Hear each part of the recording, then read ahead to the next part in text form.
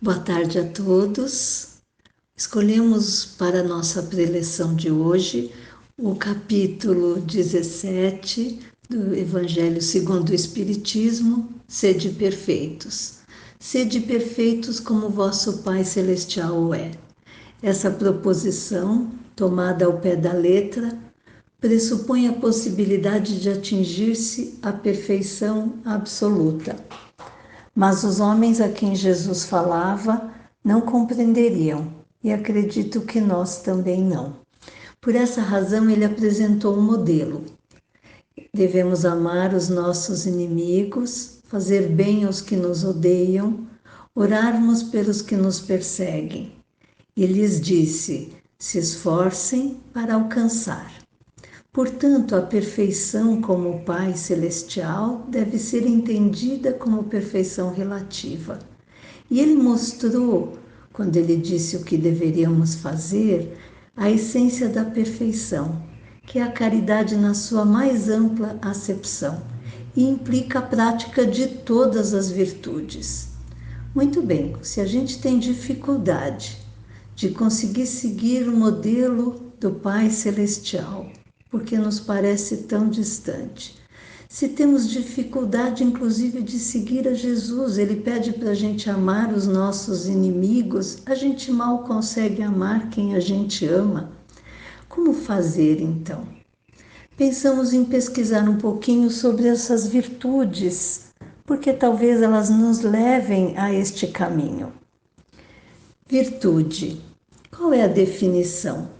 O significado de virtude está mais ligado ao de uma qualidade manifestada por um indivíduo e pode ser uma qualidade tanto inata, nasceu com o indivíduo, como adquirida. Nesse sentido, podemos distinguir as virtudes intelectuais e as virtudes morais. As primeiras estão relacionadas à inteligência e as demais, as morais, a ideia de fazer o bem. Então, a inclinação que a pessoa tem de buscar e praticar o bem seria a definição de virtude moral. Muito bem, parece que tem a ver com ser caridoso. Aí nós fomos procurar no Livro dos Espíritos, na questão 893. Qual a mais meritória de todas as virtudes? Dizem-nos os Espíritos, todas as virtudes têm seu mérito, porque indicam progresso na senda do bem. A virtude sempre que há resistência voluntária ao arrastamento dos maus pendores. A sublimidade da virtude, porém, está no sacrifício do interesse pessoal pelo bem do próximo, sem pensamento oculto. A mais meritória é aquela que se assenta na mais desinteressada caridade. Muito bem, aí nós lembramos da preleção em que falamos da caridade, sabemos que o conhecimento e o treino desse conhecimento são muito importantes na aquisição das virtudes, então pensamos em desenvolver o tema de hoje baseado em 3 pontos, talvez porque tenhamos necessidade de um roteiro para conseguir trilhar um caminho que nos leve a ser mais virtuosos. Bom, o primeiro ponto é que o progresso e a evolução fazem parte das leis da natureza. Nós sabemos que nós nos desenvolvemos intelectualmente e moralmente, e tudo isso é gradativo. O desenvolvimento intelectual auxilia o moral, mas não é suficiente. Precisamos ter o conhecimento, sim. Mas só quando nós nos deparamos com situações e experiências que muitas vezes são dilemas no nosso estágio moral, é que colocamos a teoria em movimento e para que ela seja interiorizada, eu preciso experimentar e aí isso pode virar hábito e depois fazer parte do nosso caráter. O trabalho individual e coletivo são necessários para mudar a humanidade e auxiliar a evolução.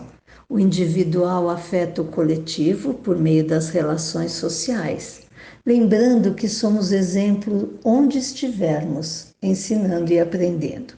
Quando falamos em virtudes, precisamos pensar no que queremos alcançar.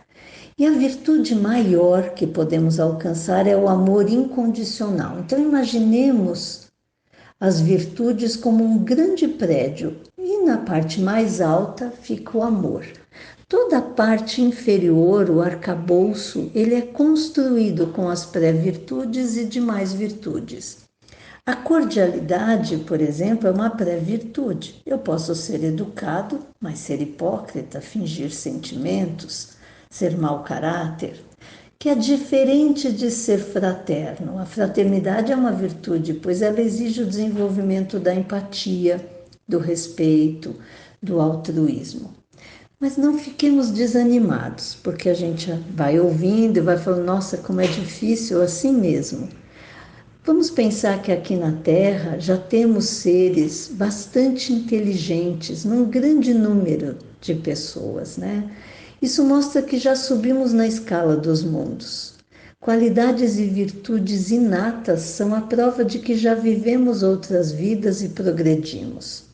Então não temos que desanimar, temos sim é que fazer um apanhado dos nossos vícios e dificuldades morais que mostram imperfeições, como, por exemplo, deixar que os instintos nos dominem, sentimentos antifraternos, como egoísmo e orgulho, estarmos extremamente apegados ainda ao material. Tudo isso eu preciso ver, me conhecer e ir depurando ao longo da vida. Daí nascem sentimentos de respeito, altruísmo e fraternidade. E nós já falamos aqui antes que todos esses sentimentos eles geram reciprocidade nas nossas relações. Muito bem. O segundo ponto que gostaríamos de falar é pensar agora num triângulo com 3 lados iguais.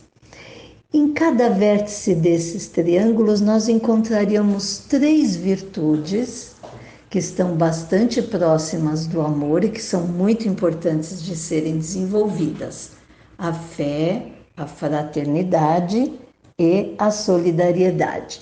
Quando eu somo essas 3, eu tenho a caridade, e a caridade é o caminho para o amor incondicional.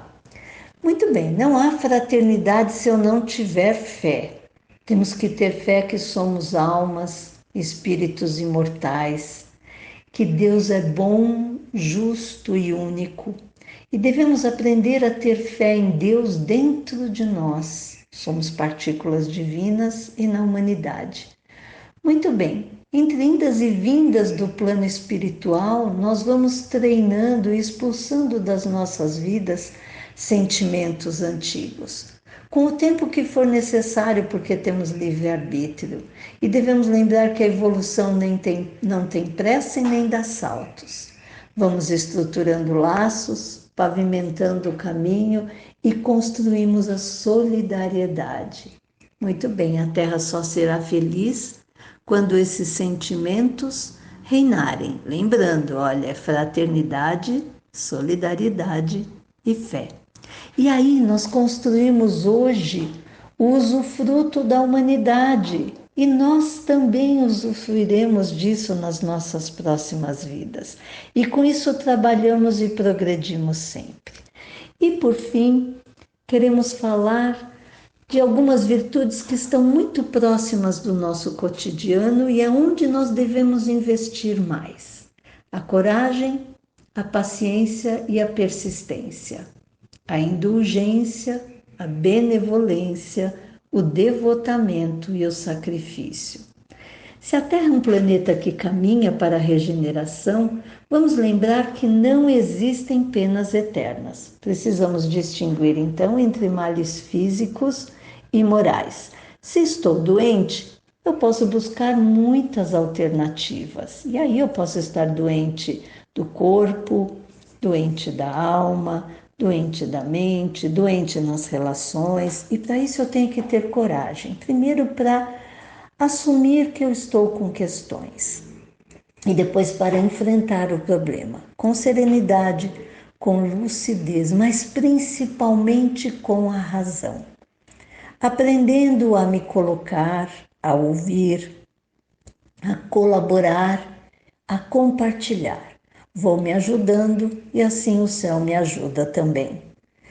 Mas às vezes a gente está doente nas relações e aí o problema são os outros. E por isso que a virtude da paciência é uma das mais importantes. Não faça o erro do outro se tornar seu.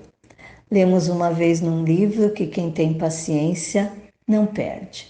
Faça você o que precisa ser feito. Tenha determinação. Detecte suas dificuldades morais e treine todos os dias a sua mudança. Precisamos lembrar que escolhemos nossas provas no plano espiritual e por meio delas experimentamos o progresso. Testamos nosso entendimento, superamos imperfeições, exemplificamos o conhecimento adquirido. Se estamos aqui para vencer as dificuldades, mas principalmente a nós mesmos, vamos pensar em investir numa vida virtuosa para nos auxiliar. A neurociência nos diz que as virtudes criam uma capa dura de proteção e nos fazem muito bem. Vamos pensar na indulgência para conosco e para com os outros. Somos seres que necessitamos de acolhimento e contorno, o que significa que não compactuamos com o mal e entendemos que o bem necessita ser construído, expulsando os sentimentos antigos. Benevolência para agir com bondade, carinho, atenção e simpatia com todos. Treine até o bem ser automático. Devotamento. Não abra mão do seu papel onde estiver, no lugar em que a vida e a sua alma te colocaram. Muitas vezes as coisas não dão certo porque nos recusamos a fazer aquilo a que viemos. E aí vocês vão dizer: nossa, que vida sacrificada! Transforme o sacrifício em sacro ofício. Segundo os espíritos superiores, nos mundos evoluídos, as relações são mais felizes, mais amigáveis, jamais perturbadas por ambições de dominação, guerras, senhores, escravos. A única coisa que determina a condição diferente é a superioridade moral e intelectual. Ódio, ciúme, inveja e orgulho são desconhecidos. Só existe amor e fraternidade. Nossa, que céu, né? Lembremos que o sofrimento que sentimos hoje é inerente à nossa imperfeição. E quando eu superar, porque treinei muito, vivi muito, superar todas essas dificuldades, pararei de sofrer. Para encerrar, trouxemos uma mensagem dos Espíritos que está na Revista Espírita de abril de 1866. O tema dessa mensagem é o Espiritismo obriga. E aí nós achamos bem estranho porque sabemos que o Espiritismo não obriga nada. É principalmente uma ciência calcada no livre-arbítrio. É uma ciência essencialmente moral. Mas olha que interessante, depois eu entendi o tema. Eles dizem o seguinte: o Espiritismo é uma ciência essencialmente moral e aquele que se diz adepto tem obrigações de duas ordens. A primeira é que, quando ele é ajudado pelas claridades intelectuais que a doutrina espalha, ele pode melhor compreender o valor de cada um dos seus atos, velando com cuidado sobre si mesmo. E aí chega na segunda ordem de obrigações do espírita, que decorre da primeira e a completa, que é a do exemplo, que é o melhor meio de propagação do amor e a renovação do individual e do coletivo. Obrigada, queridas.